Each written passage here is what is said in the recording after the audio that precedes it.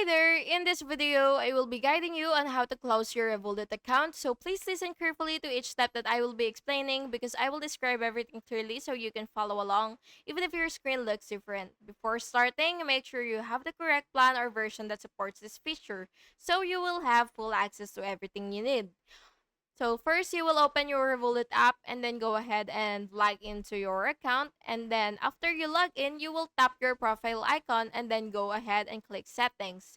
Then after that, you will of course go to close account. You will see that option which is under the account section, and then you will read the warning carefully and ensure that all funds are withdrawn.